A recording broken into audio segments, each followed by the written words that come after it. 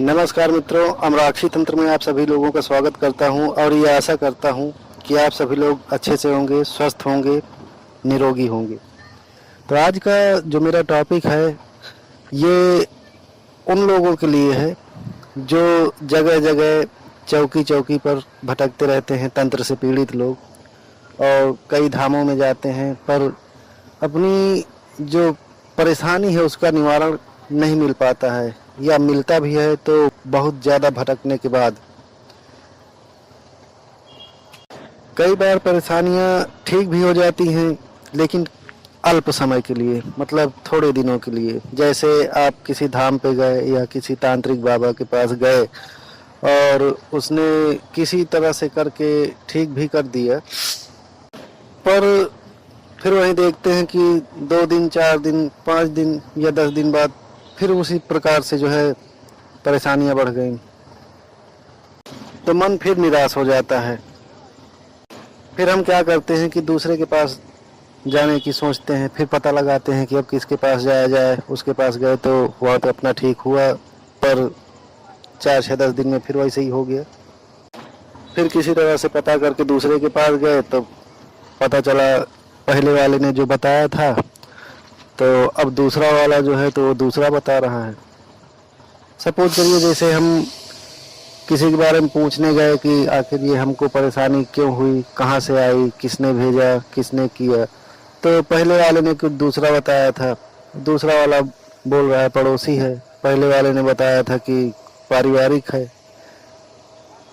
तो उसी में हम और उलझते चले जाते हैं। अच्छा, कुछ जगहों से ऐसा भी होता है कि जो नकारात्मक शक्तियाँ होती हैं वो आपके पीछे वो भी चली जाती हैं। आपके पास समस्या तो है, ये है जो पहले जो तंत्र है, और देखा तो तंत्र को आकर्षित करता है, एक दूसरे के सहयोगी भी होते हैं। तो धाम धाम जाते जाते जो है एक दो तंत्र और साथ में लिपटे हुए चले आते हैं। तो परेशानियां ठीक होने की बजाय और बढ़ते जाती हैं और हम उलझते चले जाते हैं। फिर छोटे तांत्रिकों को छोड़ करके हम बड़े बड़े धाम का अता पता लगाते हैं, बड़े धामों में जाने लगते हैं। तो ये कह दिया जाता, पहली बात तो नंबर ही नहीं आता है, और अगर नंबर आया भी तो फिर पेशी पे पेशी ये सब करना पड़ता है, और हम पेशियों के चक्कर में लग जाते हैं। पर समस्या अभी भी हमारी ठीक नहीं हुई और पेशी करने लग जाते हैं हम बड़े बड़े धामों की। फिर एक धाम में जी उब गया, नहीं सही हुआ पेशी के बाद भी, फिर दूसरा धाम पकड़े। मतलब इस तरह करते करते हमारे न जाने कितने पैसे के ऊपर पैसे खर्चे होते चले जाते हैं। परेशान भी हैं और आने जाने में समय भी बर्बाद हो रहा है।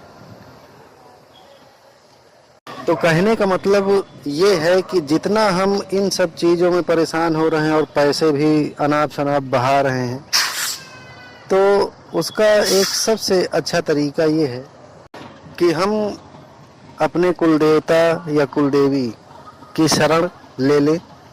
जिन्हें अपने कुलदेवता या कुलदेवी का नाम पता है तो ठीक है, नहीं पता है तो उसको कहीं से अच्छी जगह से पता करवाएं। अब इसमें भी एक समस्या ये होगी कि एक के पास गए तो सपोज करिए कि वो बता रहा है कि काल भैरव हैं, दूसरी जगह गए तो वो बोला दुर्गा माता है आपकी कुलदेवता, तीसरी जगह गए तो बोलते हैं शारदा माता हैं।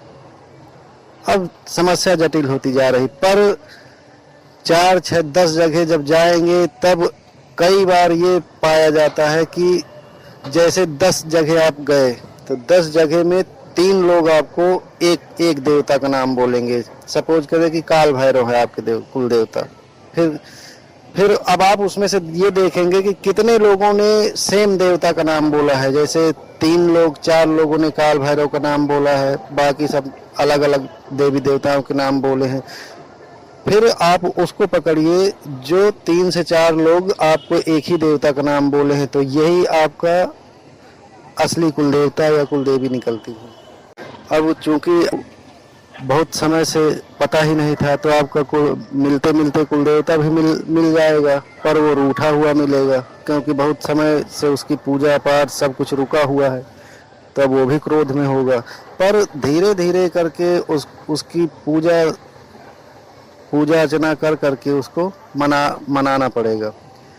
मान जाते हैं, ऐसा नहीं है, लेकिन थोड़ा समय उसमें भी लग जाता है। मान लीजिए ज़्यादा से ज़्यादा 4 से 6 महीने, क्योंकि जब आप बार बार उन्हीं की शरण में जाएंगे, उन्हीं की आराधना करेंगे, उन्हीं से अपनी विनती करेंगे कि अब हम नहीं जानते, आप ही हमारे सब कुछ हैं, हमसे जो भी गलतियां हुई या हमारे पूर्वजों से जो भी गलतियां हुई उसके लिए हम क्षमा मांगते हैं।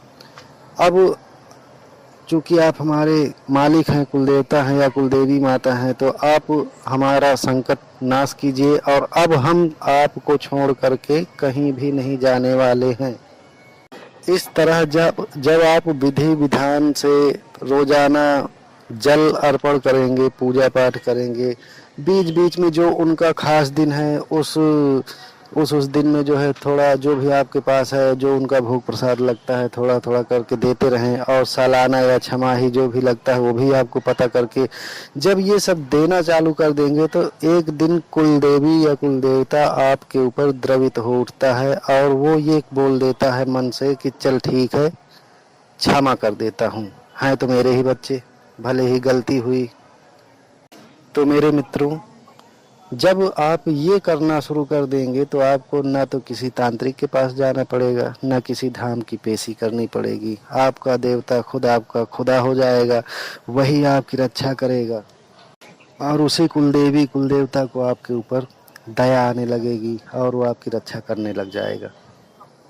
और यदि अच्छी तरह से अपने कुलदेवी या कुलदेवता को और जल्दी खुश करना चाहते हैं तो एक तरीका मैं और बता दे रहा हूँ।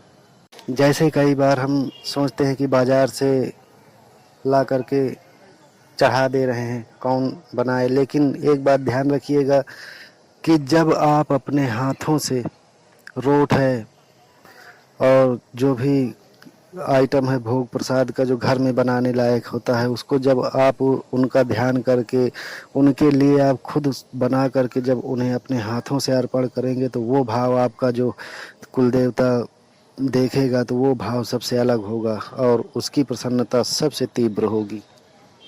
और कहीं आप अगर अपने कुलदेवी या कुलदेवता को सिद्ध कर ले गए तब फिर क्या पूछना है, फिर तो आपके ऊपर कभी संकट आएगा ही नहीं, और आएगा भी तो आपका कुलदेवी कुलदेवता उसको लात मार करके बाहर फेंक देगा।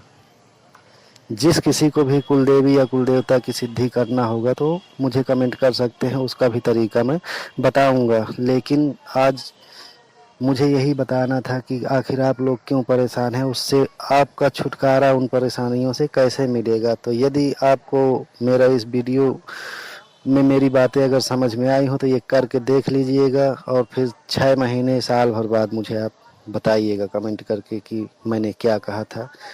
तो अगर आप मेरे चैनल पर नए आए हैं तो चैनल को सब्सक्राइब कर लीजिए, लाइक कर लीजिए और जहां आप ज़रूरी समझें वहां आप शेयर भी कर सकते हैं पीड़ित लोगों के पास। तब तक के लिए जय माता की, नमस्कार। मिलता हूं अगले वीडियो में एक नई जानकारी के साथ।